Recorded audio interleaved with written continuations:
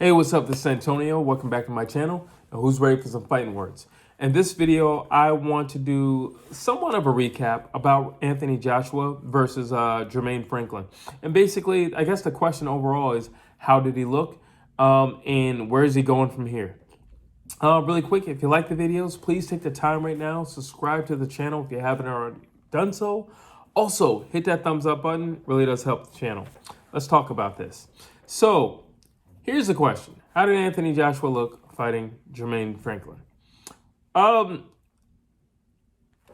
Maybe I'm missing something, but there's two parts of what I'm going to say. But physically, maybe I'm missing something. Was it a bad performance? No. I think what people expected and wanted just didn't happen. And overall, I think that's what it is. I think everybody expected a knockout, and I think everybody expected a knockout at least by the middle rounds. You're talking about a guy who's we were looking at like a 20-pound difference or something like that, because AJ was 155 and Franklin was 136, 30, I know it was an even number, probably 38. 34, that's what it was. But neither here nor there. I think everybody was expecting a knockout. I think everybody was expecting a knockout for a few reasons, and let me run those down for you. So I think everybody was expecting a knockout because AJ is coming off of 2 losses, and he needed basically to redeem himself, and that's totally understandable. I think everybody was expecting a knockout because AJ is now with his new trainer, and rightfully so. Why? Because you know that man gets knockouts. That's why. I mean, I said it before that, Derek James, he brought a puncher out of Jermell Charlo, who wasn't known for knocking people out prior to Derek James. So, at least for myself, the overall, thought was, okay, AJ's going to come back. And I think the overall thought in the camp was, how about we go back to old-fashioned AJ, where he's this big mammoth monster, and then give him more tools to just knock people out. I think that was the thought process. We didn't necessarily see that. In my personal opinion, what we saw was the same AJ who beat Andy Ruiz, who was, a lot of people say he was on his bike. I think it's great to see a heavyweight who can move around for 12 rounds, and use his legs for 12 rounds. But I guess what it is when you're that big, people just want a knockout. And the reality is you can't force a knockout. Like, you cannot force a knockout. As much as you like to try, it's not going to come just because you're forcing it. You can't force that punch to just magically appear. There is a formula to it, but that formula doesn't always mix well with the opponent. And that it is what it is. And I just think those are the main things. People just really expected AJ to flatline this guy. Plus, he's a relative unknown. Yeah, sure, he went the distance with Dillian White. But Dillian White is not like the best boxer in the world. So to me, that doesn't mean a whole lot. Dillian White was a lot bigger than Jermaine Franklin. And Dillian White is a big dude who's going to impose his will and going to stand right in front of you. Dillian White doesn't have any footwork. Dillian White doesn't have great defense. So to me, that doesn't mean anything that Jermaine Franklin went the distance with him. I mean, but I think that's what a lot of people thought. Was I looking for a knockout? I thought he could have knocked Jermaine Franklin out. I knew Jermaine Franklin was going to be tough because of Dillian White. Dillian White's no pushover. And if you are to knock him out, you're going to have to use every muscle in your body to do so. So yeah, I knew that. I knew that Jermaine Taylor was naturally just an aggressive and durable guy. That I knew. But especially when I saw the size of AJ in the weigh-in, I'm thinking, wow, okay, they're coming to do business. They're coming to do some business. All right, so let's do it. And then we see the fighter basically that fought Andy Ruiz. And I'm like, what's going on here? So here's the thing that kind of got me with this fight. AJ had the same look on his face, that puzzled look on his face that he had in the first Andy Ruiz fight, the one that he lost. And that's what I didn't like. That's when I started saying, I don't know about this. Not that I don't know that he's winning or that I don't know that he can be successful in this fight, but I just don't know about this. I don't know where he is at this point. So there's one thing that I don't like to see.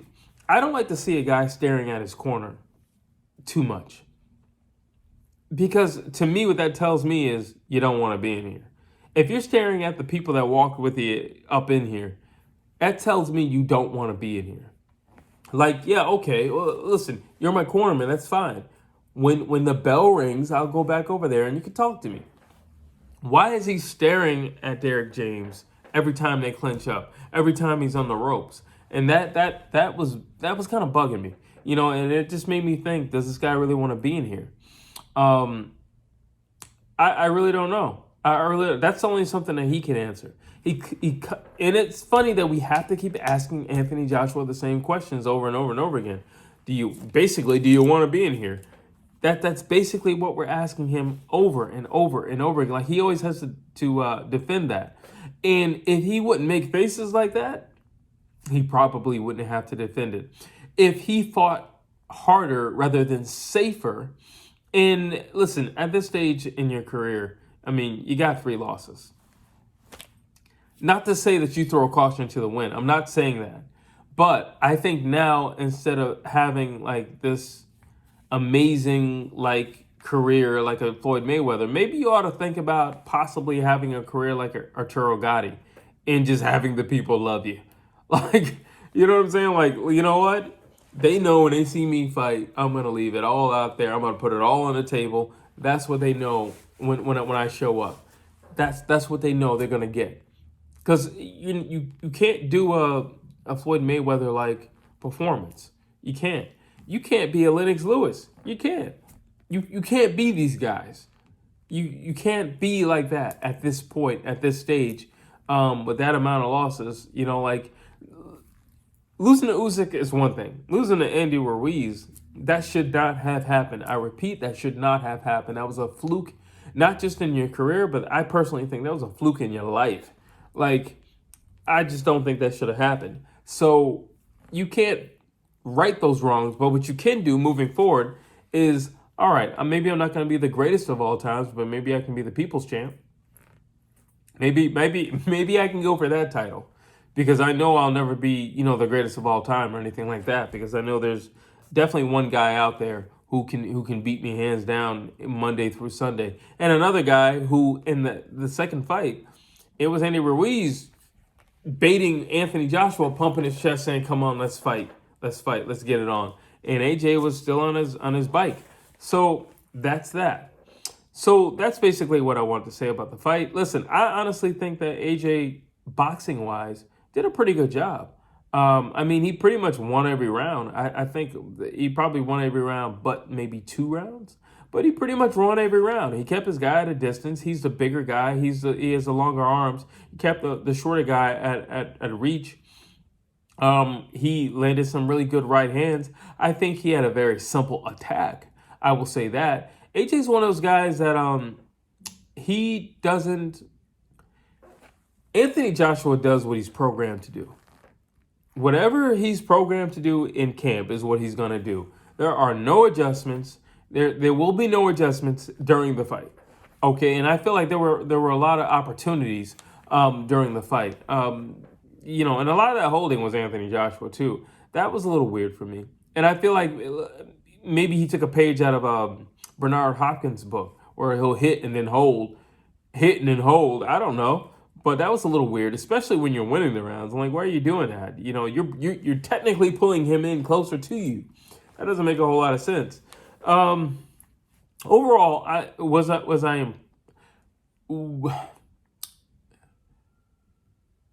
did I like the fight? No. Was it an impressive win? No. Was it a dominant win? Yes. It was. It was dominant. He won every round, so it was dominant. Was it impressive? No. Was it boring? At times. But was it dominant? Yes. You gotta be honest. It was dominant. It wasn't like at any time you thought Anthony Joshua could lose this thing. No, it was dominant. So, yes.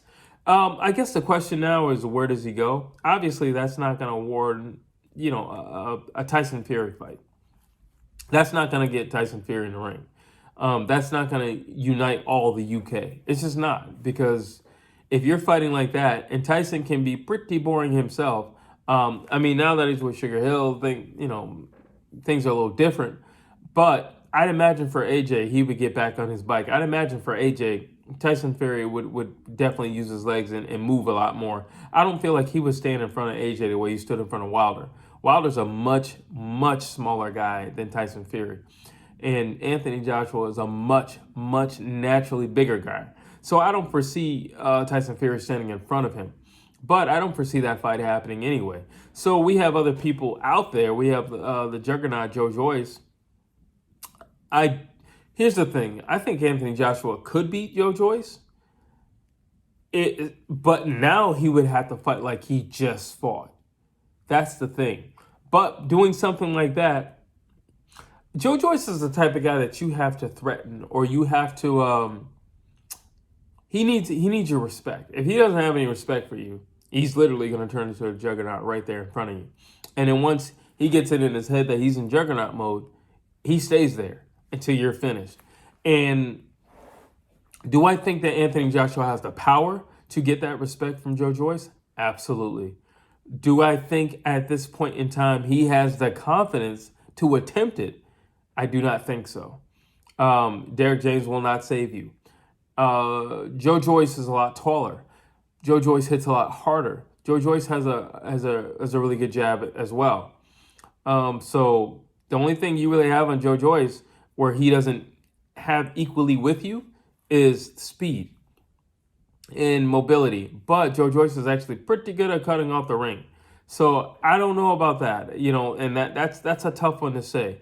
Like I said, there's other guys out there. I know Daniel Dubious, he's out there. But I don't know if that fight with Usyk, him being the mandatory, Daniel Dubious, I don't know if that's going to happen. You got Wilder out there. There might be some step-aside money. I'm actually going to be making a video about that, so be on the lookout for that. But I don't see AJ beating these guys. I got to be honest with you. And the new breed that's coming up, I don't know. It's funny. Of all people, it was Big Baby Miller, Jarrell Miller, who was laughing at AJ's, basically saying the fight was trash. And of all people, I'm like, who in the world could AJ fight? I would actually fare AJ with Big Baby Miller. Why? Because Big Baby doesn't have the most knockout, like he doesn't have big KO power or anything like that. He does have really great cardio for his size, but I feel like AJ, he just needs maybe another win. But I just feel like if it's an impressive win, I'm not at this stage for Anthony Joshua. I'm not totally focused on the opponent. What I'm focused on is a solid performance. For all the people who are saying Anthony Joshua needs to quit, I don't know why. He just dominated the guy. So I don't know why you would think he needs to quit. But I do think he needs a dominant performance. I think he needs a knockout. I don't think he needs a knockout just for his resume. Because if that were the case, I would be saying that he needs the right opponent with a name. What I'm saying is he needs to build his confidence back up. How do you do that? You completely flatline somebody. That's a great way to build your confidence up. Flatline somebody. And trust me, your confidence will be up. And not only that, our confidence, the fans, the viewers, the people who are going to pay for the pay-per-views, our confidence will be up our confidence will be back for you as well, because we will believe in the AJ show once again. And I think that's all he needs. I think he also needs to spend more time with Derek James. And Derek James said it beautifully. He said, he hasn't spent that much time with me. He said once he gets more time with me, when I tell him something in the moment, he'll react and he'll do it. And that's very true.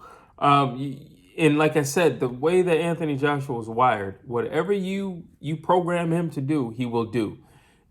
But he has to have faith in the guy who's training him. And that comes with time. I'm sorry, that comes with time. You just can't meet somebody tomorrow and say, train me. And they say, yes, I'm going to train you. And then in the heat of battle, you're going to look to that person to instruct you. It doesn't work like that. They need time together. They need to have a certain amount of sparring under their belts. Just a certain amount of personal time, hanging out and watching and breaking down fights together, and to see how his mind thinks in comparison to your mind, and do you two truly, click, in your fight analysis, things like that. I think Derek James said it beautifully. He just needs to have more time around me, because he even admitted there were opportunities, but I don't think Anthony Joshua, trusted what Derek James was saying in the moment. And again, because that comes from time. So that's basically it. I just feel like I don't feel like Anthony Joshua needs to quit. All the rest of the guys saying stuff like that, I think they need to pump the brakes on that. Carl Froch and all these, pump the brakes. The man doesn't need to quit. Calm down with that. He just dominated a guy. Why would he need to quit? If anything, Jermaine Franklin needs to quit, because he's the one who got dominated by the guy you say is boring and needs to quit. So pump your brakes on that. But I do think he needs a win, preferably a knockout, because he is the type of guy that needs to feel strong. He needs to feel powerful, and that's something that, quite frankly, a knockout could give him in one stroke. And once he has that, then I think Derek James can say, now let's bring back that old Anthony Joshua and let me add maybe one or two more things to him and really fine tune him. And now let me unleash this behemoth. And let's see what happens from there. But that's basically my fight recap. Anthony Joshua and Jermaine Franklin. And also moving forward into the future. You tell me what's next for Anthony Joshua. You tell me who's a safe bet for him to fight. You tell me who can he beat right now in the top 5 of heavyweights. Drop your thoughts down below. I'd love to hear what you have to say. As always, please like, please share, please subscribe to this channel.